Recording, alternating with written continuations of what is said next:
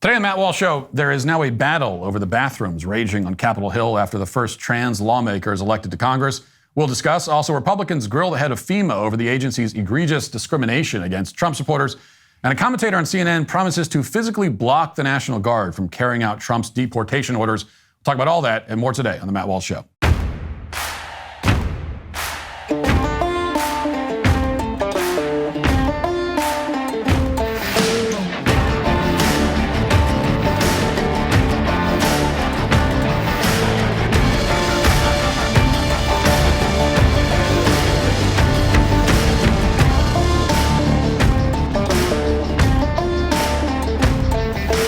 Using the internet without ExpressVPN, it's like taking a call on a train or bus on speaker for everyone to hear. You know what keeps me up at night? The thought of big tech companies and government agencies tracking every single move we make online. And it's not paranoia. In this country, your internet service provider can legally sell your browsing history to advertisers. Think about it. Every website you visit, every search you make, it's all being monitored and monetized. That's why I use ExpressVPN. I don't just mean when I'm doing research for the show. I mean every single time I go online. Whether I'm at home or traveling for speaking events, whatever I'm doing, ExpressVPN reroutes all of your traffic through secure encrypted servers, making it impossible for these tech overlords to spy on your digital life. Look, I'm not exactly what you'd call tech savvy, but ExpressVPN is literally one click to activate. You hit a button, and suddenly all of your devices, your phone, your laptop, whatever, are protected. And when I say protected, I mean your IP address is completely hidden from these digital surveillance vultures. There's a reason it's rated #1 by CNET and The Verge because, it actually works. Right now, you can take advantage of ExpressVPN's Black Friday/Cyber Monday offer to get the absolute best VPN deal you'll find all year. Use my special link, expressvpn.com/Walsh, to get 4 extra months with the 12-month plan or 6 extra months with the 24-month plan, totally free. That's expressvpn.com/Walsh to get an extra 4 or even 6 months of ExpressVPN for free. After Donald Trump's first successful presidential campaign back in 2016, it quickly became clear to everybody that Democrats and Republicans have very different approaches to getting things done in the world of politics. Democrats immediately launched criminal investigations of Trump's campaign. They started talking about impeachment before Trump was even sworn in.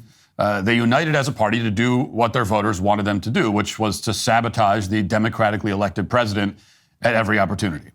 They were coordinated and therefore effective. Meanwhile, many Republicans in Congress took the opposite approach. They decided to ignore what Republican voters wanted. They failed to repeal Obamacare. There were disputes over border wall funding and other aspects of the budget, as well as Trump's travel ban.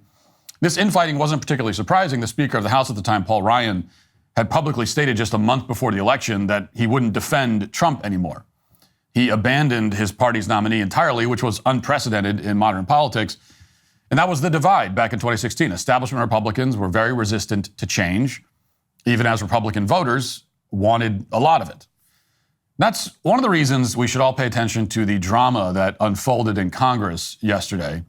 It's one of the first clear signs we have that this time around, maybe things might be different.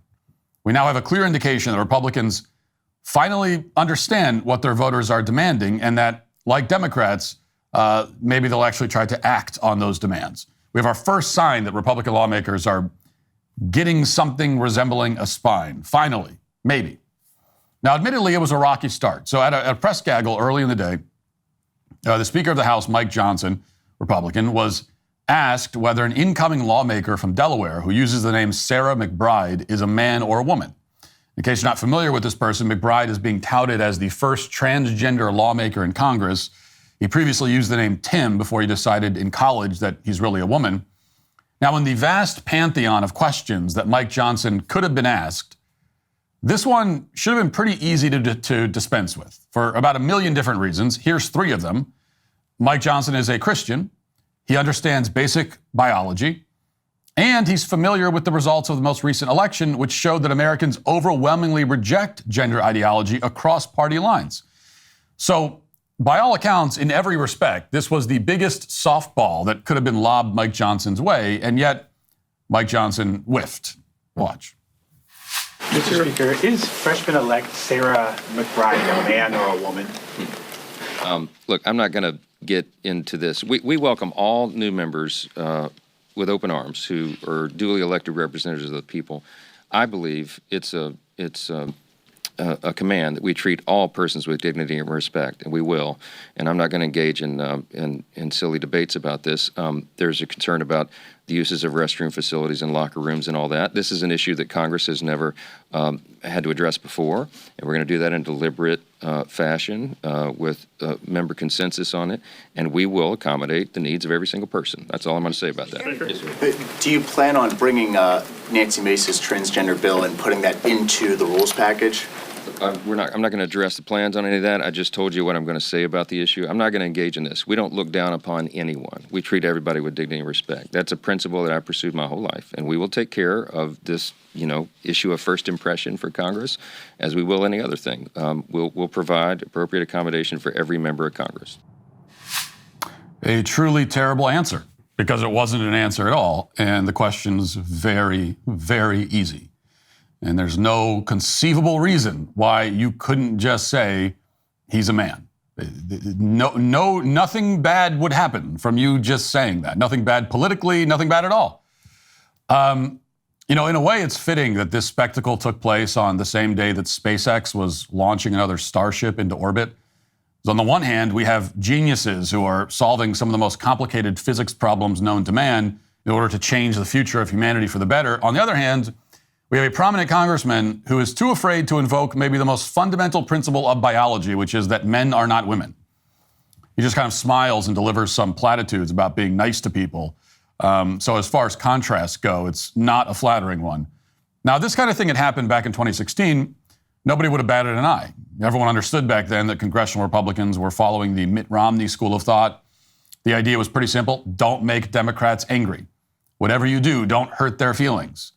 If you don't make them mad, maybe they'll be nice to you. This was the genius political theory that animated the Republican Party for decades. It didn't matter that voters had just defied every poll in existence and sent Donald Trump to the White House. All Republicans cared about in 2016 was making sure the Democrats weren't going to call them bigots. So if Democrats wanted to deny basic biology and claim that men can become women, who are they to stand in their way? That was the prevailing sentiment. Well, that's not the political reality anymore. Now, when members of Congress try something like this, Republican voters don't let them get away with it. So within minutes of Mike Johnson's non-answer, there was significant blowback, both inside the Capitol and all over social media. And it was enough that about 2 hours later, Johnson called reporters back to deliver this clarification. I just want to make a statement for all of you here and be very clear. I was asked a question this morning at the leadership gaggle, and I rejected the premise because the answer is so obvious. For anybody who doesn't know my well-established record on this issue, let me be unequivocally clear. A man is a man, and a woman is a woman, and a man cannot become a woman. That said, I also believe, that's what Scripture teaches, what I just said, but I also believe that we treat everybody with dignity. And so we can do and believe all those things at the same time. And I wanted to make that clear for everybody because there's lots of questions. But that's where I stand. I've stood there my whole life, and those are facts. Now, it's incredibly embarrassing that you have to call the reporters back 2 hours later after having given it some thought to clarify that, in fact, you do believe that biology is real. But still, it's good that he said that. And although it's still not a direct response to the original question, which is whether McBride is a man or a woman, Johnson could have come right out and answered that by stating the truth, which is that McBride is obviously a man. But as a basic statement of biological reality, what Mike Johnson said here is clearly correct. And it's a massive improvement over his original answer. And logically, it rejects any claim that McBride is a woman, even if he didn't want to just come out and say that, although he should. In other words, Johnson took the temperature and found out that he'd better plant himself firmly on the side of sanity. That is the winning political hand, and also the morally right one. Gender ideology is an affront to biology, it's an affront to Christianity, it's an affront to logic, it's an affront to common sense. So, by standing against it, you can be on the side of truth, justice, common sense, and God Almighty, while also remaining on the winning political side. It's the best of all possible worlds. Or you can stand against all of that, all that is right and good in the world, and also against your own political interests. So it really should not be a difficult choice. There is literally no advantage at all to kowtowing to gender ideology. There is no benefit. It doesn't even require courage to stand against it anymore. It did maybe 5 years ago, but not now. Now it's the obvious play now. Also, again, it's the correct one, but just from a matter of pure politics, this is the smartest thing to do. Now, over in the Democrat Party, however, gender ideology is still a centerpiece of their whole agenda and worldview. And in fact, it's so potent on the left that it's the entire reason this incoming lawmaker, quote unquote, Sarah McBride, has risen to fame in the Democrat Party. Like most trans activists, McBride is, among other things, rather one note. His entire political agenda and identity centers around being trans. It's the only thing he's really interested in. That's all. That's it. And on top of that, he's, of course, extraordinarily disingenuous. Here, for example, was McBride arguing against a bill that would keep boys out of girls' sports. And this was his line of questioning. So see if you can spot the logical fallacies here. Watch. The motive, the stated motive behind this legislation is to address a perceived competitive advantage within women and girls sports. You know, one of the most significant competitive disparities that exists is based on family wealth and those who can afford private coaching and those who can't. And so I'm curious, this legislation does not forbid private coaching, correct? This legislation is aimed at fairness in women's sports. It's to protect women's sports and to protect women against injuries and protect them from losing opportunities for scholarships. Okay. So to that comment and to some of the comments that were made before, my understanding is that y'all are particularly concerned with a perceived biological or physiological advantage some students may have.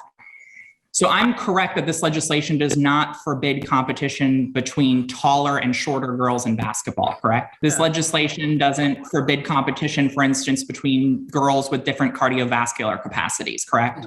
Absolutely not. No.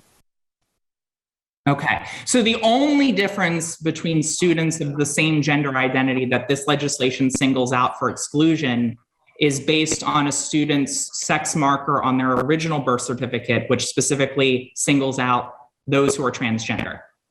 No, it singles out biological males and separates them out of the equation as far as who's allowed to participate in female sports. They're always so impressed with themselves when they make this argument, even though it's the dumbest argument known to man. McBride's argument is that, which you hear all the time from trans activists, it's that because some women are better at sports than other women, there's no point in keeping men out of women's sports also. There's a form of inequality that already exists in women's sports, so why not destroy women's sports entirely? You know, taller women have an advantage over shorter women in basketball. Therefore, let's end women's sports. That's the argument. That's the logic. And of course, McBride delivers this line of questioning with total confidence and sincerity. Really thinks that he has something here. And it might be a compelling argument if you don't understand the concept of sports at all, and if you've never watched any sort of sporting event in your entire life. But for everybody else, the problem is pretty obvious. The entire idea of competition is to establish a category and then explore the variation and skill within that fixed category. Otherwise, the competition is unwatchable and one-sided. That's why we have heavyweight and welterweight divisions in boxing. It's why NFL teams don't compete against high schoolers. Okay, and it's why men don't compete against women.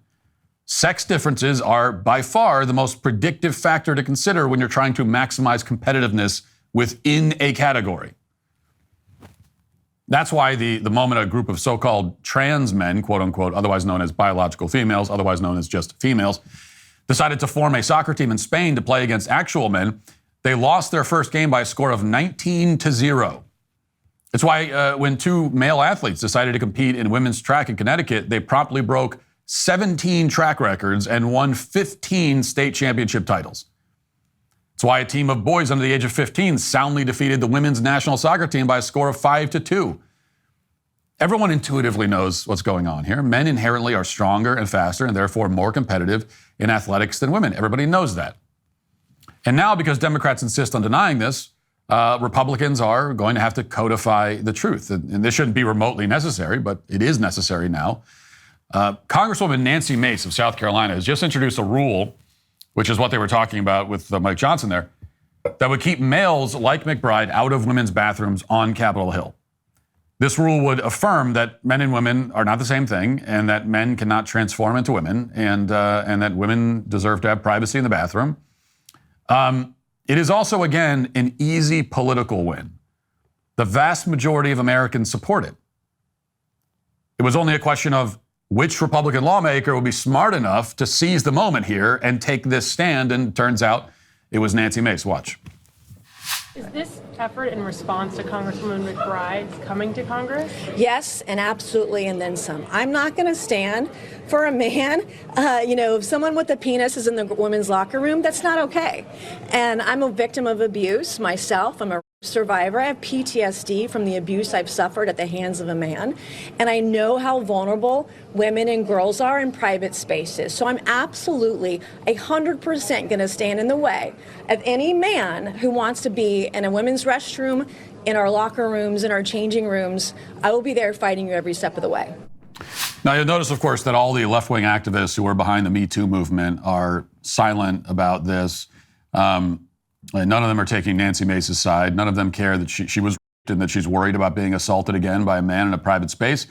If you needed more evidence that the Me Too movement was a complete fraud, well, there it is. They've always cared about just one thing, which is advancing the interests of the Democrat Party. So now it falls to Republicans like Mace to actually advance the interests of women here. Now, later on, a reporter with ABC News tried to, again, shame Nancy Mace into backing down. This was the theme for the day. Reporters kept trying to badger her into changing her mind, tried to badger her into agreeing, to use the bathroom with a man. But nothing creepy about that at all, right? Watch. Here she goes. Here's Congresswoman Mace. Congresswoman Mace, can I ask you a question as you walk here? So the question is, with your piece of legislation about banning women from using... 100% yes. My question to you is... And it doesn't go far enough. I'll be filing more bills. You have said that it was created in response to Congresswoman-elect McBride. 100%. And but should legislation be created targeted at one specific person? It doesn't mention anyone in the legislation, but you've said it was aimed at her. No, I have said it's a result of this. I'm not going to allow biological men into women's private spaces. I will stand in the brink and stand in the way of anyone on the radical left who thinks that it's okay for a penis to be in a women's locker room or a bathroom or a changing room. Hell no. I am not going to stand for it. And the Speaker said it would be in the House rules package. If it's not, I'll be ready with a motion, a privileged motion to force a vote on this. This is not okay. I'm a survivor of sexual abuse, and I'm not going to allow any man in any female private spaces. Now, Speaker, end of story. And by the way, I'm getting death threats from men pretending to be women. Why is it that these crazy people, the insanity, the radical left, are willing to kill women over a man's right to be in a women's restroom? Speaker Johnson has said he wants to treat every new member with the words dignity and respect. Forcing this congressperson to go into a male restroom, is that dignity and respect? Forcing women to share private spaces with men is not dignity and not respect. Oh, you're going to force him to use the men's... Like every other man is, quote, forced?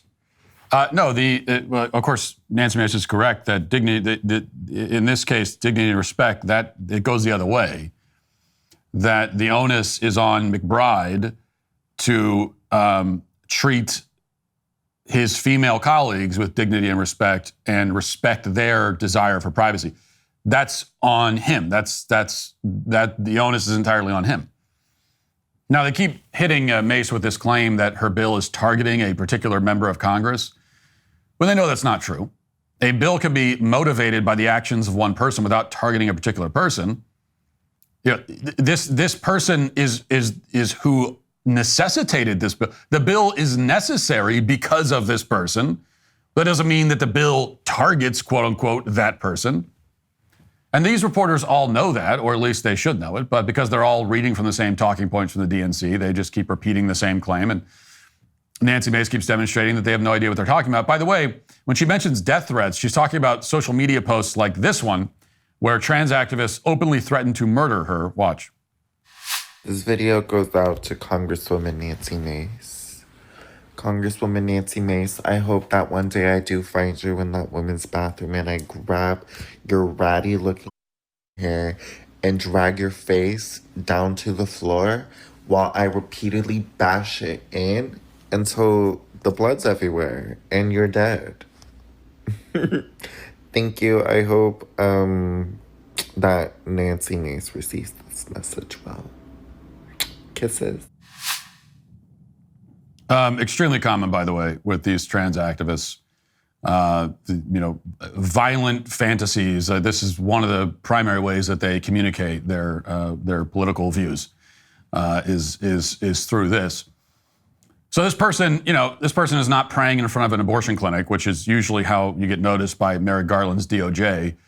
But he does seem pretty unstable, and he's making a clear threat to murder a sitting congresswoman.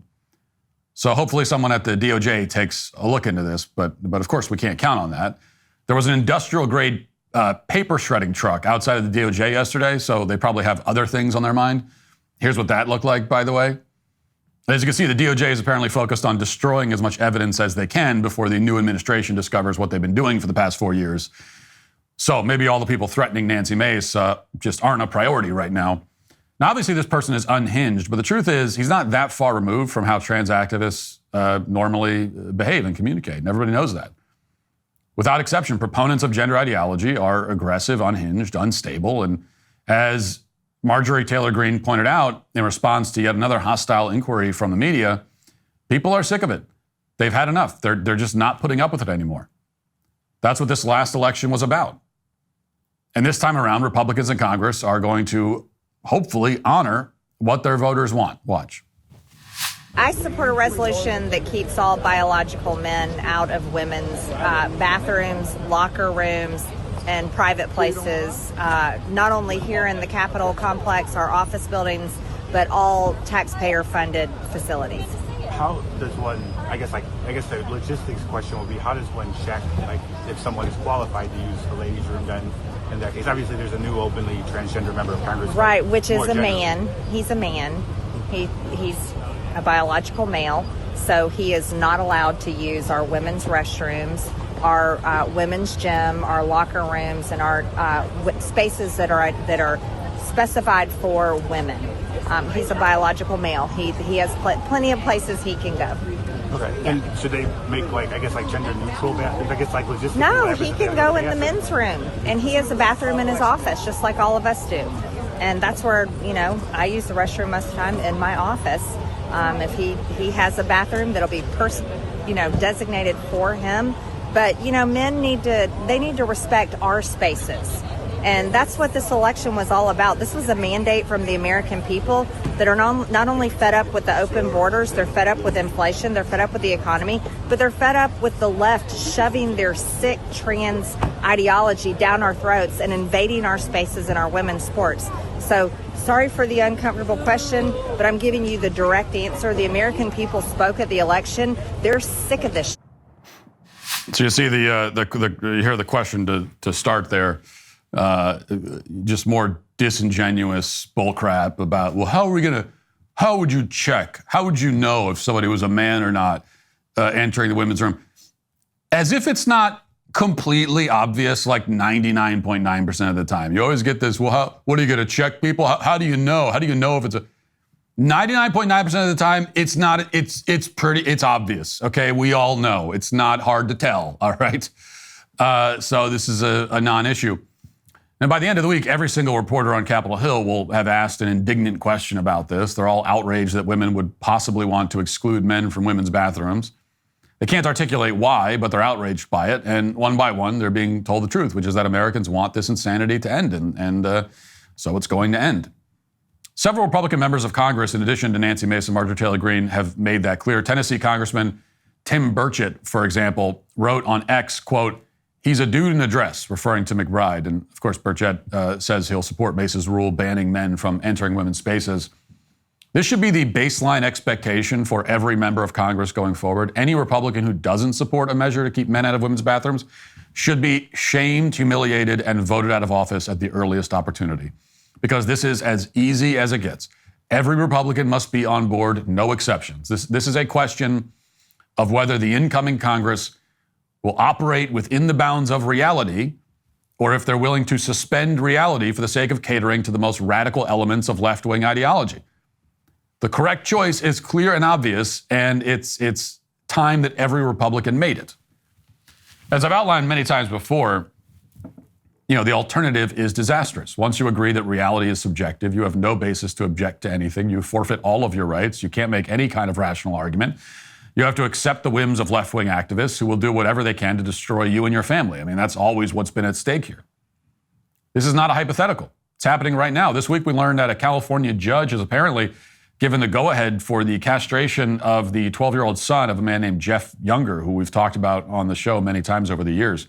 Younger's ex-wife moved with the child from Texas to California, a so-called sanctuary state for trans experimentation on children.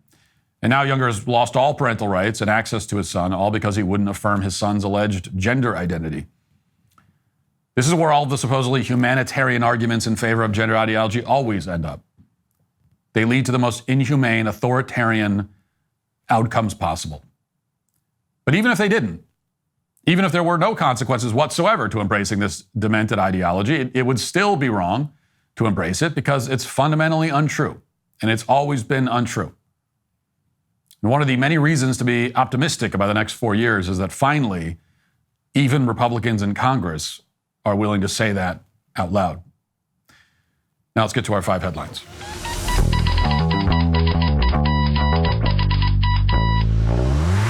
Let me tell you about a looming threat to our constitutional republic that the mainstream media won't cover. The radical left is plotting a Supreme Court coup, and they're not even hiding it anymore, folks. These progressive ideologues want to eliminate the court's conservative majority by packing it with their own hand-picked justices. It's not court reform, it's a blatant power grab to get the outcomes they want. We've already seen their playbook: made-up ethical attacks on justices, illegal protests at their homes, and open threats from so-called representatives. It's Venezuela-style court packing, and it would spell the end of judicial independence and the rule of law as we know it. But hey, who needs checks and balances when you can have a rubber stamp for your radical agenda? But there's hope. First Liberty is leading the charge to protect the Supreme Court from this radical plan. They're fighting to preserve the legitimacy of the court and the separation of powers that safeguards our freedoms. Here's what you need to do. Go to supremecoup.com/Walsh. That's supremecoup.com/Walsh to learn how you can help stop the left's takeover of the Supreme Court. The future of our country is quite literally in your hands. Check out supremecoup.com/Walsh today. Last week, we discussed the bombshell report from the DailyWire revealing that a FEMA official had directed her subordinates to avoid homes with Trump signs while they were on the ground in Florida providing disaster relief. The official was fired, but has since gone around claiming that, contrary to what the head of FEMA, Deanne Criswell, has said, she's claimed that actually she was not a lone outlier telling people to avoid Trump-supporting homes. She said this is standard practice at FEMA. This is an endemic, systemic issue. And this is according to the woman who did this and was fired for it. Yesterday, the House Oversight Committee brought Criswell in and grilled her about all of this. And I want to go through and play a couple of clips from the hearing. And we'll start with this one. The House Oversight Committee Chairman, James Comer, revealed during the hearing that he had made contact with a new whistleblower who had more information. Listen to this. During the recess for votes, my staff made contact with a new whistleblower who provided a credible account that a FEMA contractor visited the home of an elderly disabled veteran's family around October 10th following Hurricane Helene. While there, the FEMA contractor recommended that the family remove Trump campaign materials and signs from both their house and their yard. He warned the family that his FEMA supervisors do not take kindly to Trump supporters and that they seem as domestic terrorists.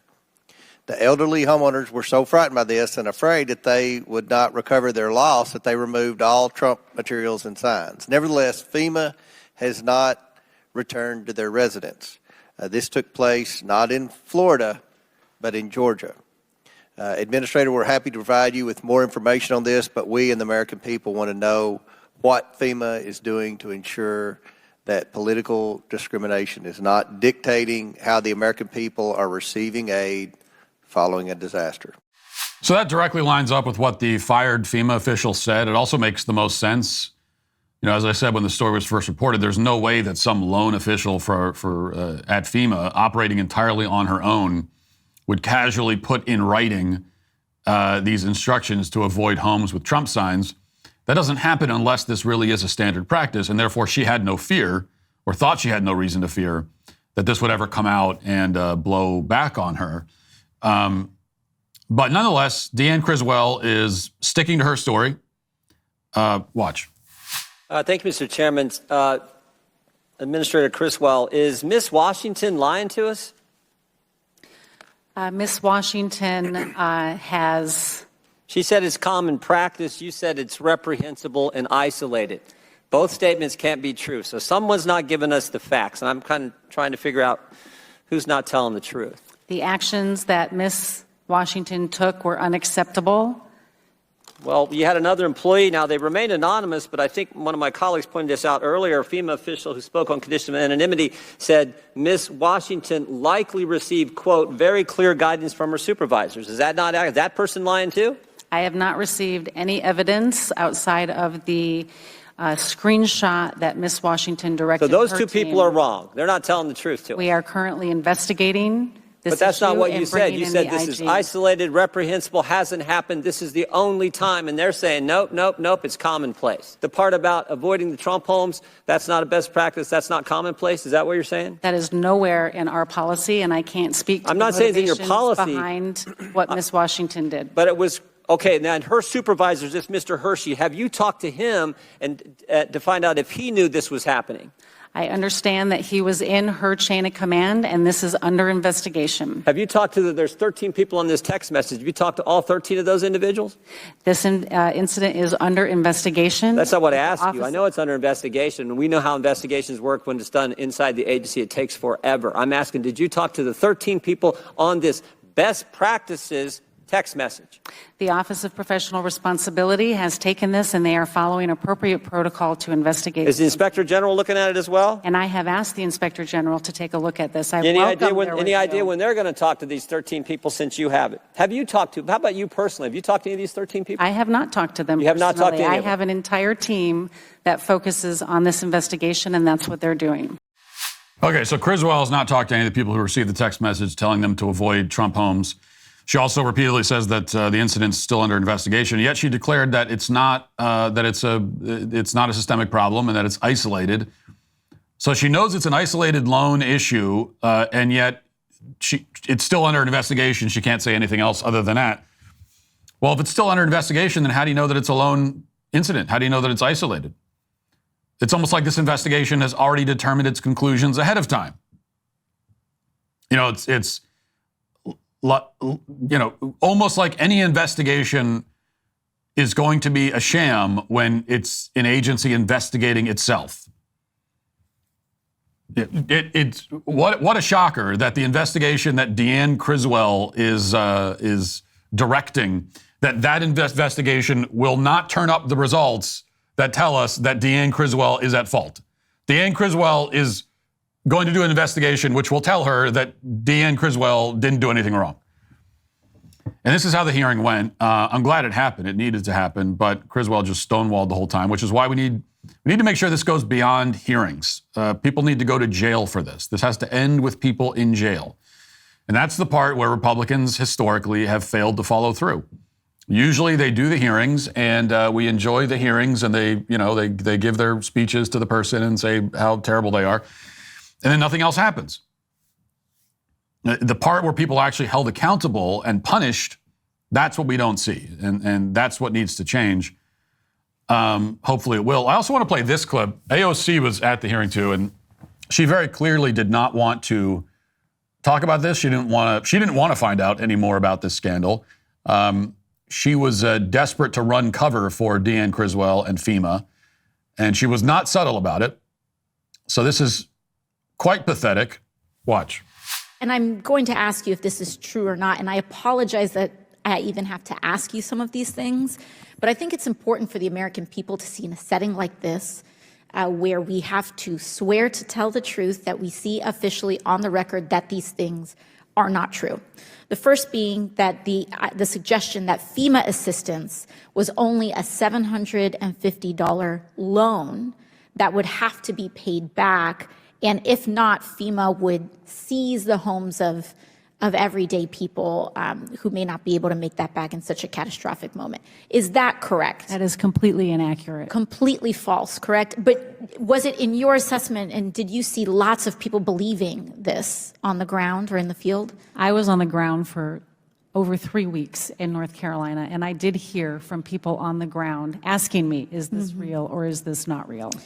Another one that I also saw very widely circulated, that FEMA did not have enough money to provide relief services because that allocation of funds went to either undocumented immigrants, aid to Ukraine, or even aid to the Israeli government. Is that correct, that FEMA's funds were allocated away to those causes? Completely inaccurate. Completely false. On the record, completely false, correct? Correct.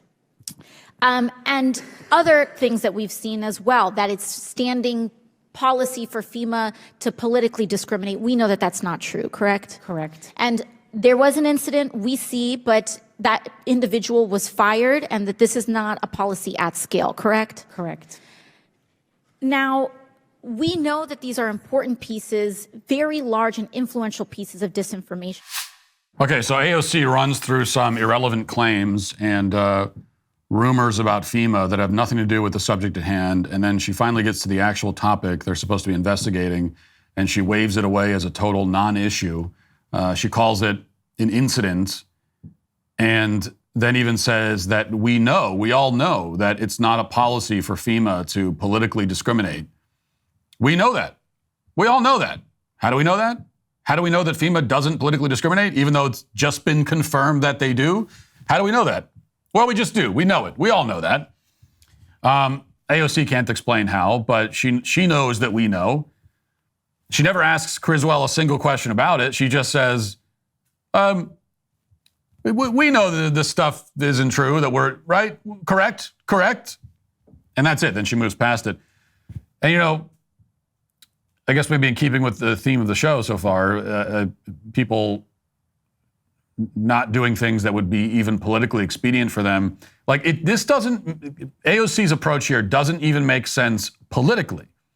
There's no political reason why she needs to jump in front of the train to protect some awful FEMA bureaucrat who's going to be fired soon anyway. Nobody is claiming that AOC herself had personally had anything to do with this. I mean, it wouldn't surprise me if she did, but that's not what anyone is expecting. So AOC doesn't need to debase herself this way. In fact, this is an easy political win for her. This is also a softball. She could have gotten up there and actually questioned Criswell in a serious and skeptical way. She could have acted like she cared about political discrimination. She could have given a little speech about how Trump supporters deserve to be treated equally by the government, and then ripped into Criswell and interrogated her and made kind of a show of it. That would have been a win for her. That's a win-win politically.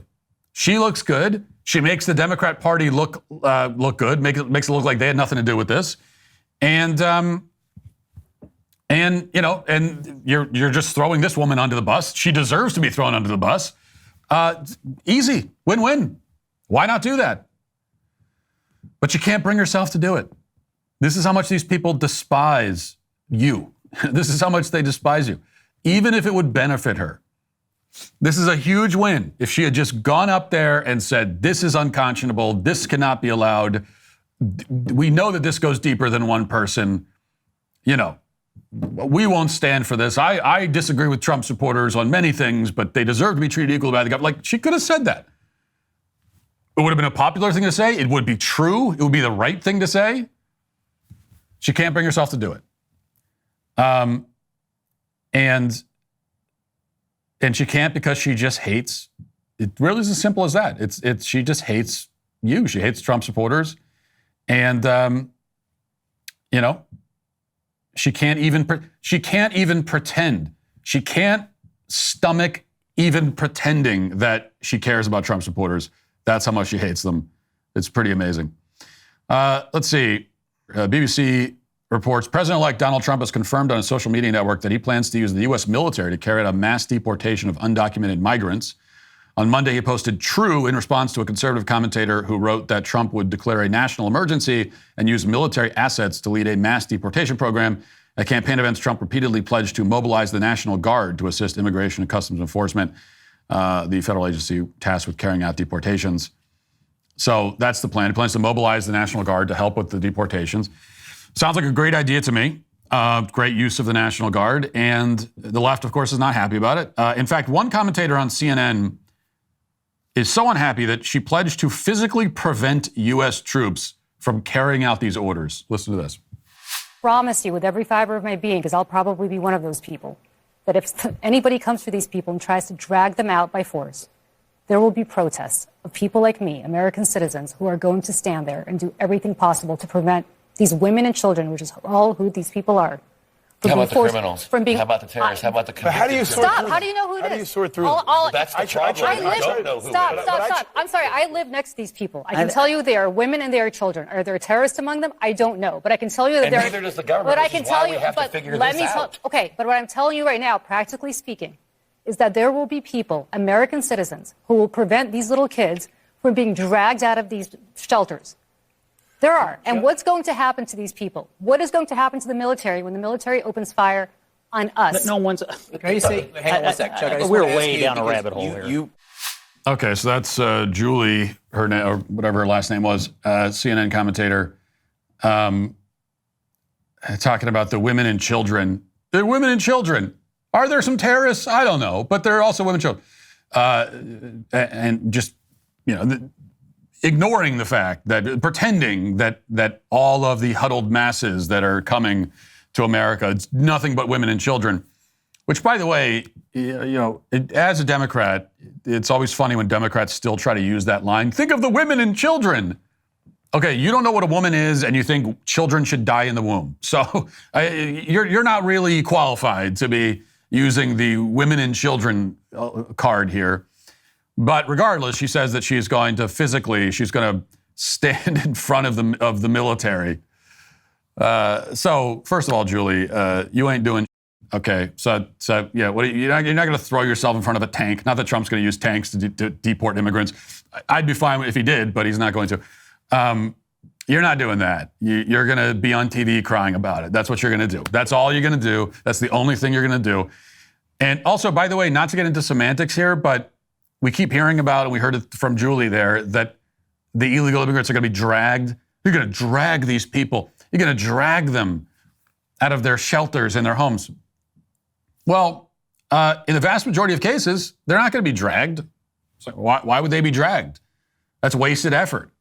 No, they're going to walk. They're going to be escorted into vans, and they're going to be taken to planes or taken to buses and transported to their home countries.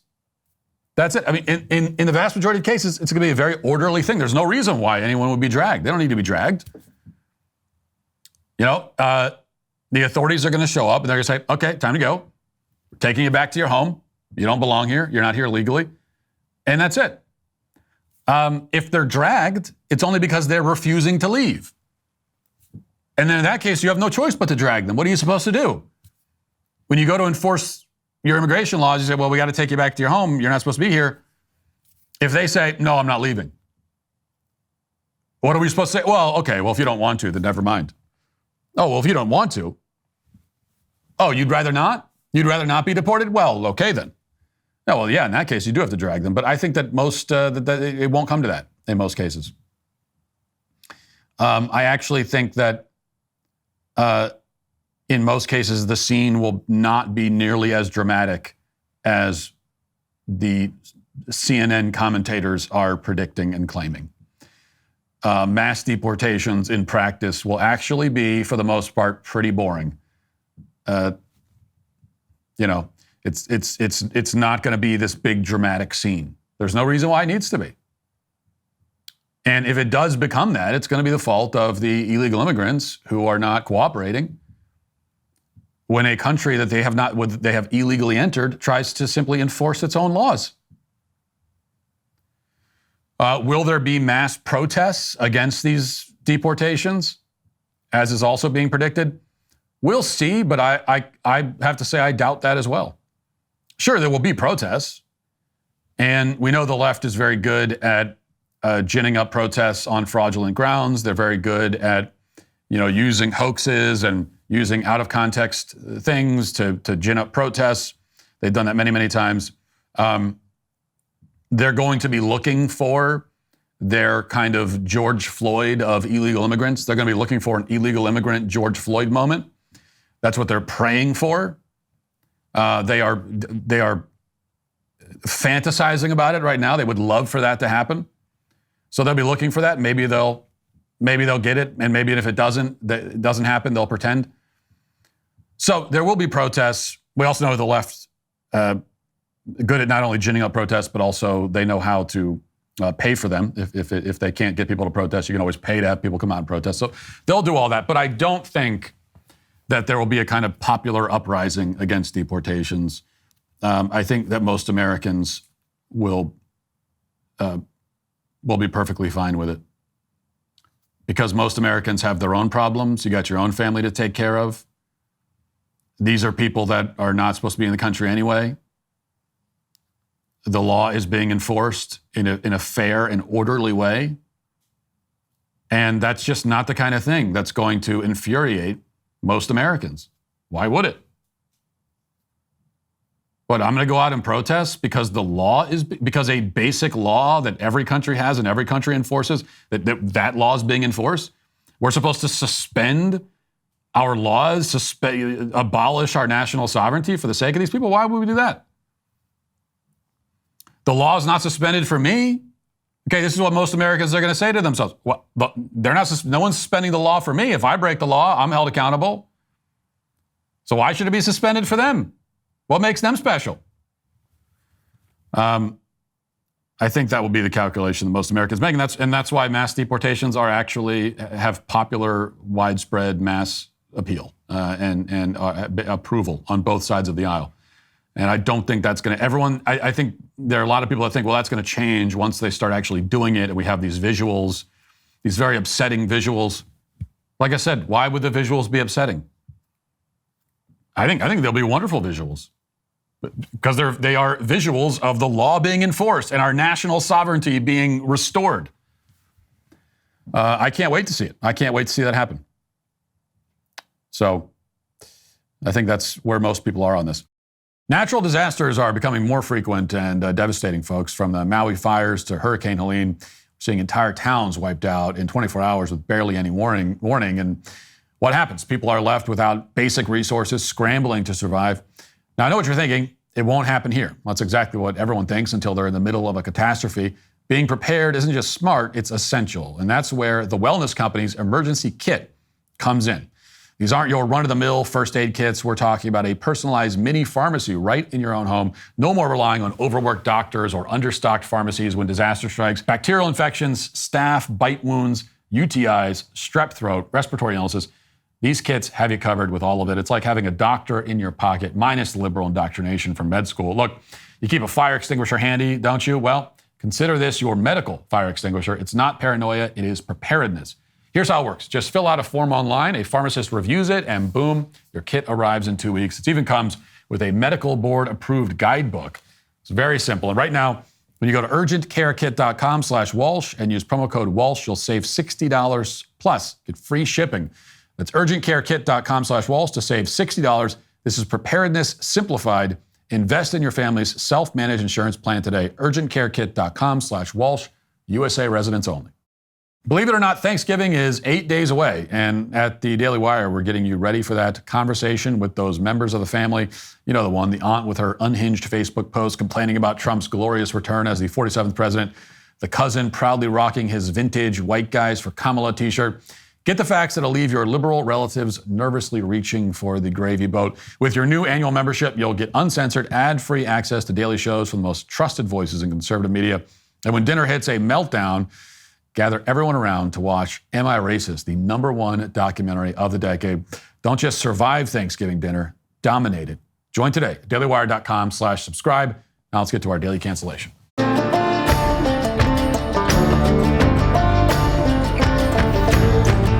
We began the show by talking about how Republicans in Washington are finally getting serious about rejecting the idea that men can become women and vice versa.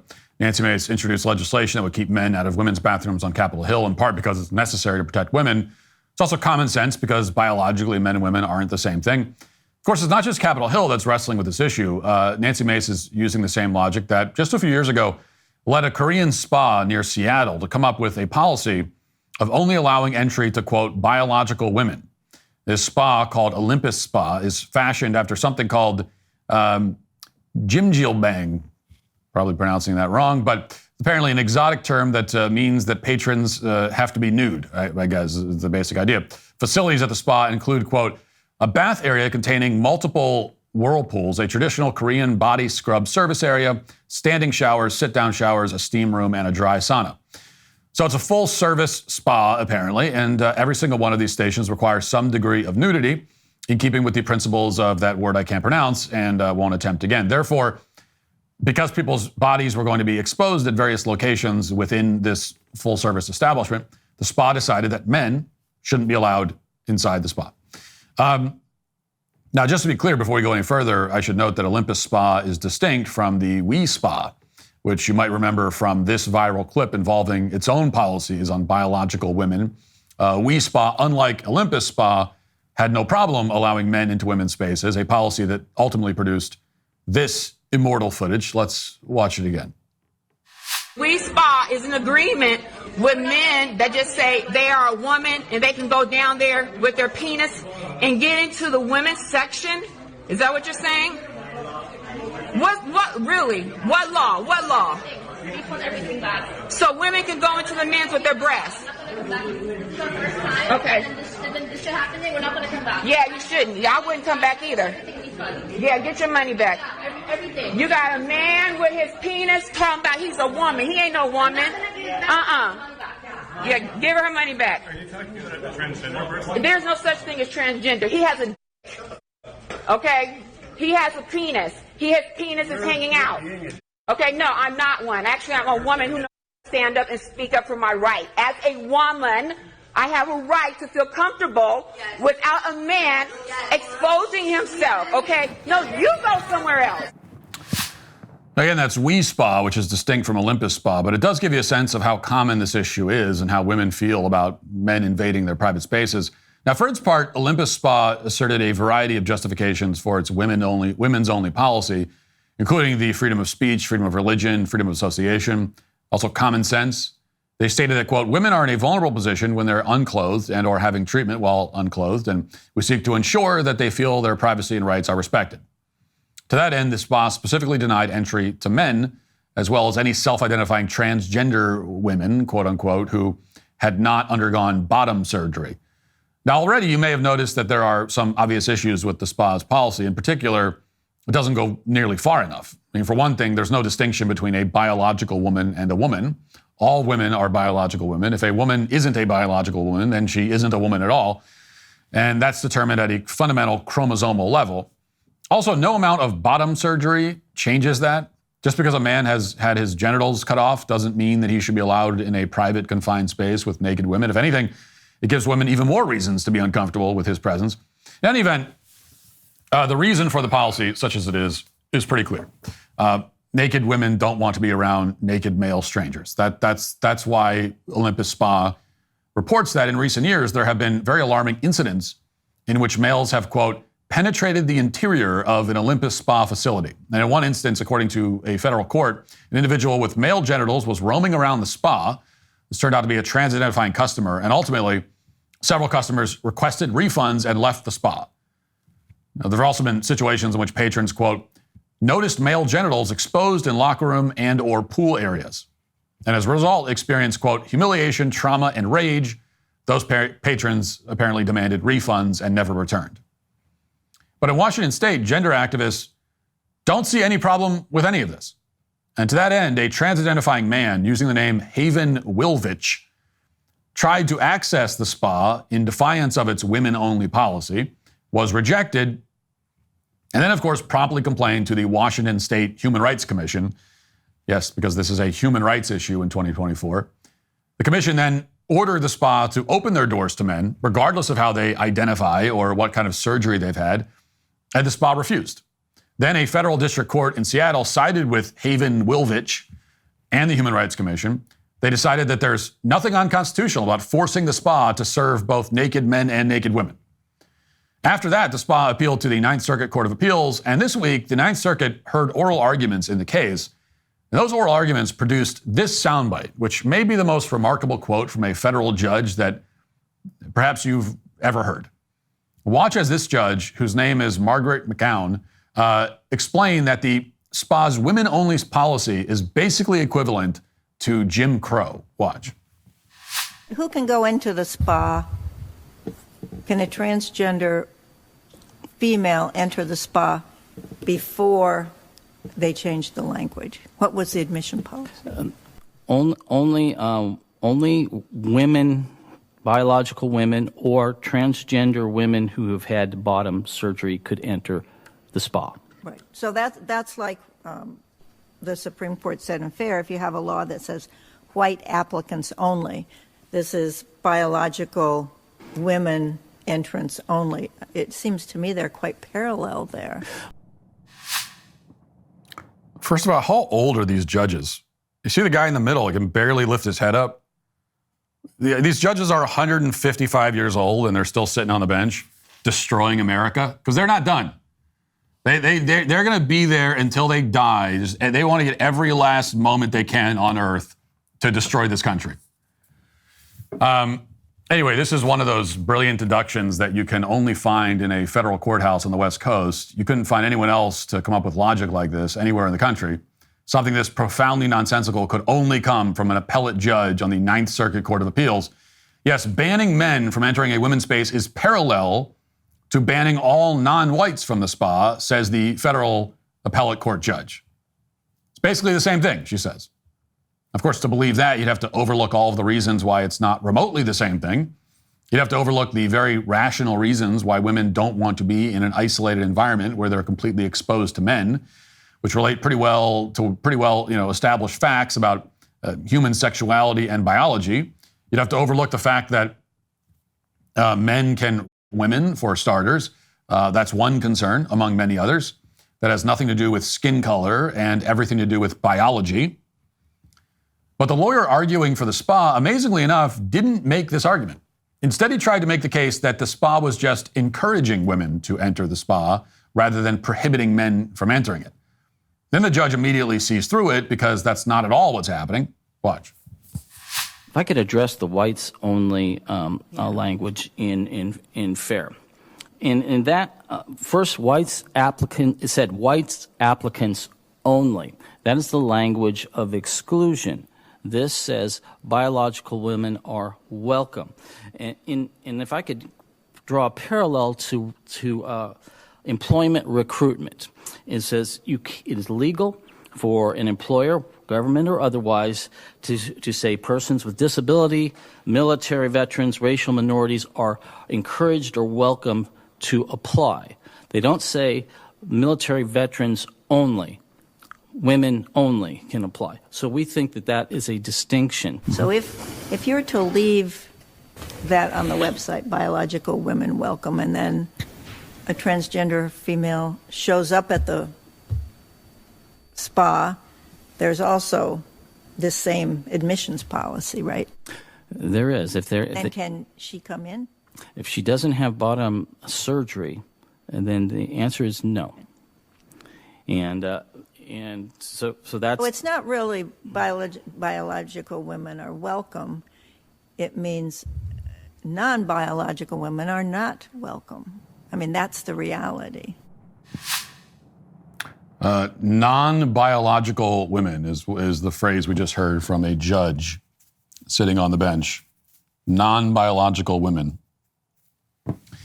So this is a disastrous moment, obviously. It's hard to know what explains it. Maybe the lawyer got confused. But in this case, the judge is right about this one point, that the spa is denying entry to men, as it should.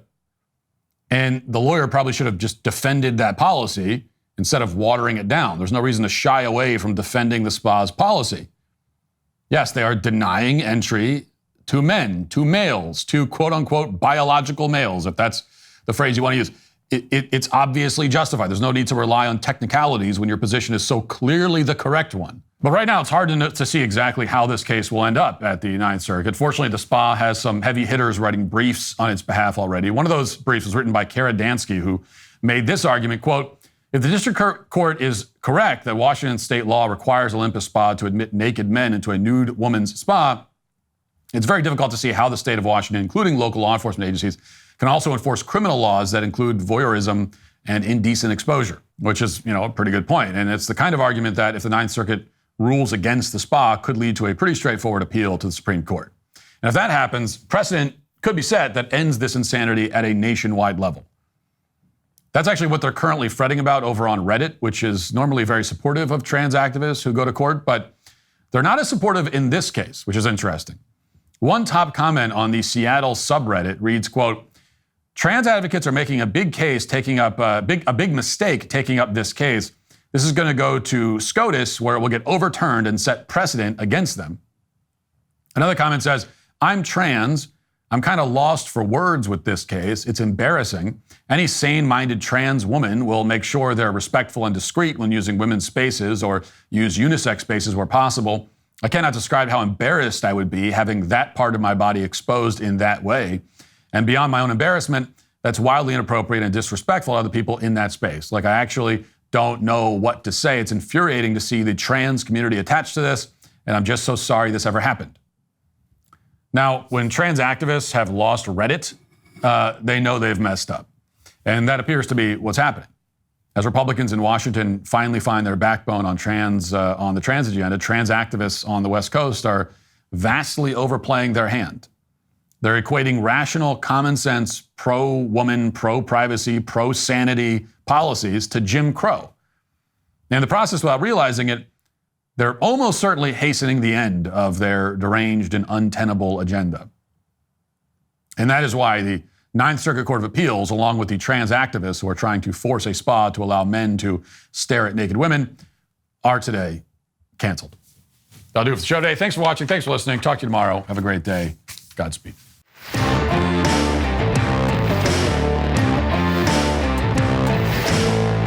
Today on The Ben Shapiro Show, columnist David Brooks explores the destruction of the pseudo-meritocracy, transgender controversy breaks out in the House of Representatives, and the media continues its disconnect from reality. That's today on The Ben Shapiro Show. Give it a listen.